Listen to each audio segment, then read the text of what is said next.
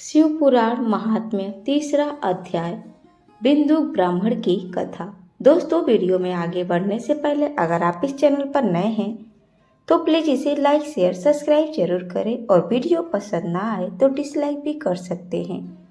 इससे पहले वाले वीडियो में आप लोगों ने अपना बहुत सारा प्यार दिया है। हमें उम्मीद है कि आप लोग इस वीडियो में भी अपना बहुत सारा प्यार देंगे। श्री सूत जी बोले, शौनक सुनो, मैं तुम्हारे सामने एक अन्य गोपनीय कथा का वर्णन करूंगा, क्योंकि तुम शिव भक्तों में अग्रण्य व देवताओं में श्रेष्ठ हो। समुद्र के निकटवर्ती प्रदेश में वास्कल नामक गांव है, जहां वैदिक धर्म से विमुख महापापी मनुष्य रहते हैं। वे सभी दुष्ट हैं एवं उनका मन दूषित विषय भोगों में ही लगा रहता है। वे देवताओं एवं भाग्य पर विश्वास नहीं करते। वे सभी कुटिल वृत्ति वाले हैं, किसानी करते हैं और विभिन्न प्रकार के अस्त्र शस्त्र रखते हैं।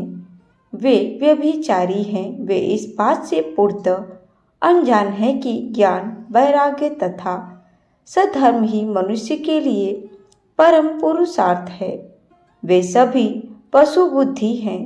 अन्य समुदाय के लोग भी उन्हीं की तरह बुरे विचार रखने वाले धर्म से विमुख हैं। वे नित्य कुकर्म में लगे रहते हैं और सदा विषय भोगों में डूबे रहते हैं। वहाँ की स्त्रियां भी बुरे स्वभाव की, स्वेच्छाचारिणी, पाप में डूबी, कुटिल सोच वाली और व्यभिचारिणी हैं। वे सभी सद्व्यवहार तथा सदाचार से सर्वथा शून्य हैं। वहाँ सिर्फ दुष्टों का निवास है। वास्कल नामक गांव में बिंदुक नाम का एक ब्राह्मण रहता था। वह अधर्मी, दुरात्मा एवं महापापी था। उसकी स्त्री बहुत सुंदर थी। उसका नाम चंचुला था। वह सदा उत्तम धर्म का पालन करती थी, परंतु बिंदुक वेश्यागामी था। इस तरह कुकर्म करते हुए बहुत समय व्यतीत हो गया।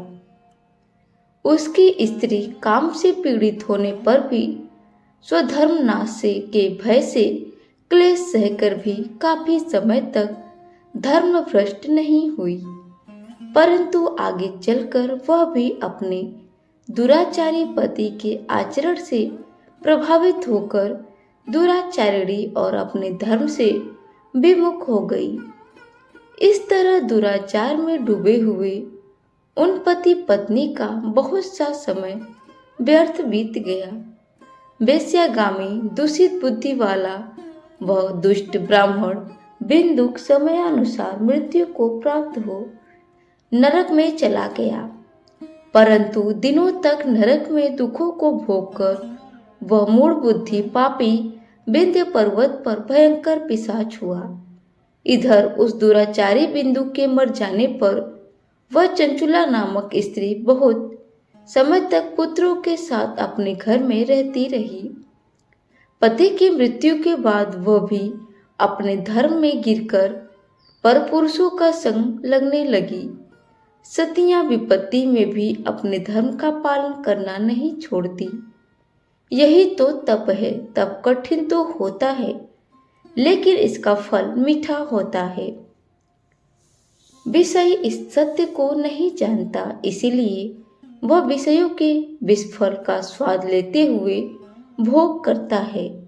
एक दिन दैवीय योग से किसी पुण्य पर्व के आने पर वह अपने भाई बंधुओं के साथ गोकर्ण क्षेत्र में गई। उसने तीर्थ के जल में स्नान किया एवं बंधुजनों के साथ यंत्र तंत्र घूमने चली। घूमते घूमते वह एक देव मंदिर में गई। वहां उसने एक ब्राह्मण के मुख से भगवान शिव की परम पवित्र एवं मंगलकारी कथा सुनी।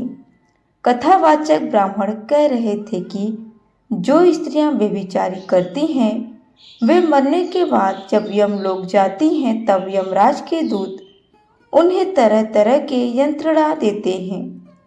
वे उसके कामांगों को तप्त लौ दंडों से दागते हैं। तप्त लौह के पुरुष से उसका संसर्ग कराते हैं। वे सारे दंड इतनी वेदना देने वाले होते हैं कि जीव प्रकार पुकार कर कहता है कि अब वह ऐसा नहीं करेगा, लेकिन यमदूत उसे छोड़ते नहीं। कर्मों का फल तो सभी को भोगना पड़ता है। देव ऋषि मनुष्य सभी इससे बंधे हुए हैं। ब्राह्मण के मुख से यह वैराग्य बढ़ाने वाली कथा सुनकर चंचुला भय से व्याकुल हो गई। कथा समाप्त होने पर सभी लोग वहां से चले गए। तब कथा बाँचने वाले ब्राह्मण देवता से चंचुला ने कहा, हे ब्राह्मण, धर्म को न जानने के कारण मेरे द्वारा बहुत बड़ा दुराचार हुआ है। स्वामी, मेरे ऊपर कृपा कर मेरा उद्धार कीजिए। आपके प्रवचन को सुनकर मुझे इस संसार से वैराग्य हो गया है। मुझ मूढ़ चिंत वाली पापमिनी को धिक्कार है। मैं निंदा के योग्य हूँ। मैं बुरे विषयों में फंसकर अपने धर्म से विमुख हो गई थी। कौन मुझ जैसी कुमार्ग में मन लगाने वाली पापिनी का साथ देगा? जब यमदूत मेरे गले में फंदा डालकर मुझे बांध कर ले जाएंगे और नरक में मेरे शरीर के टुकड़े करेंगे, तब मैं कैसे उन महायातनाओं को सहन कर पाऊंगी? मैं सब प्रकार के नष्टों से नष्ट हो गई हूँ, क्योंकि अभी तक मैं हर तरह से पाप में डूबी रही हूँ। हे ब्राह्मण, आप मेरे गुरु हैं, आप ही मेरे माता पिता हैं। मैं आपकी शरण में आई हूँ। मुझ अबला का अब आप ही उद्धार कीजिए। सूत जी कहते हैं कि शौनक इस प्रकार विलाप करती हुई चंचुला ब्राह्मण देवताओं के चरणों में गिर पड़ी। तब ब्राह्मण ने उसे कृपा पूर्वक उठाया और इस प्रकार कहा। दोस्तों वीडियो कैसी लगी कमेंट में जरूर बताएं। वीडियो अच्छी लगी हो तो प्लीज़ इसे ज़्यादा से ज़्यादा लाइक शेयर सब्सक्राइब करें। मिलते हैं इसके चौथे भाग में। तब तक के लिए इस वीडियो को ज़्यादा से ज़्यादा शेयर करें। धन्यवाद।